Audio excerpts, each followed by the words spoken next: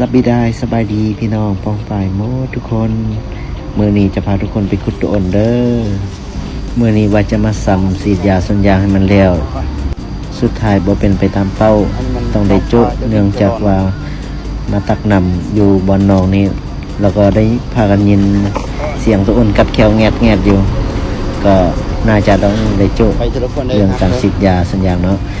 และอันนี้ก็เป็นเส้นทางที่เราจะไปขุดตัวอ่อนเด้อมันจะมีไม้เนาะต้องได้ข้ามสะพานไม้นี้ไปเนาะข้ามไปเลยเทละคนไปบ่ได้เด้เดี๋ยวขั้วมันจะหักขั้วไม้แล้วนั่นก็เป็นข้าพเจ้าเองเนาะต้องได้คอยงานตกน้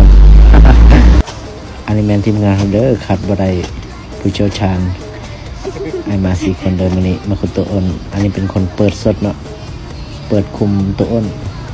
ถามมาลุ้นกันว่ามันจะเลิกบอหรือว่าตื่นเล็งเลย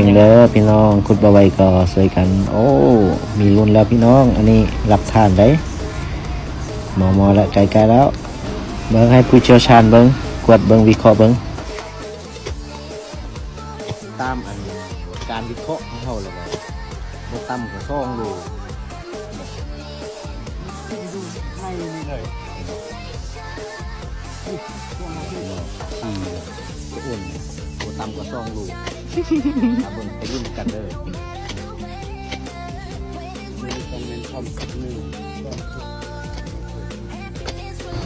ขั้นตอนนี้ก็เป็นขั้นตอนในการช่วยกันตักน้ำเทเข้าหูตัวอ่อนมีรุ่นจะได้กินบ่น้อตัวอ่อนมื้อนี้นะจังใดก็ต้องได้ช่วยกันตักน้ำเทใส่ให้มันเต็มก้อนจังมีรุ่นถ้าติดตามไปนำกันเด้อพี่น้องมีรุ่นแล้วพี่น้องเบิ่งผู้เชี่ยวชาญเชเด้อต้องได้แก้เสือพี่น้องยันตัวอ่อนกัดได้บ่นี่ขออนุญาตแก้เสือเด้อมื้อนี้ต้องได้อาหารแรงแซ่บๆพลาดบ่ได้เด้อโดนเทื่อนึงพี่น้องได้แล้วพี่น้องโอ้สุดยอดของแท้ยังมีหู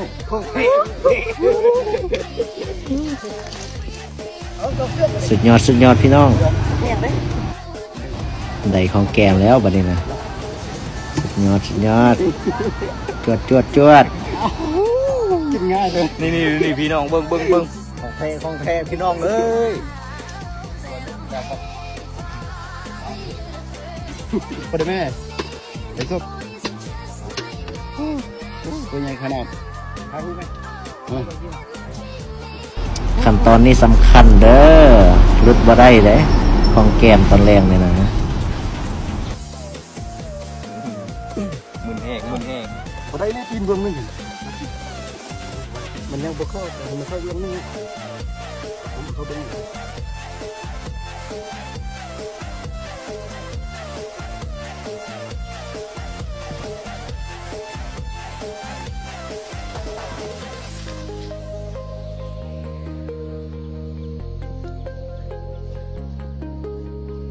ของแท้พี่น้อง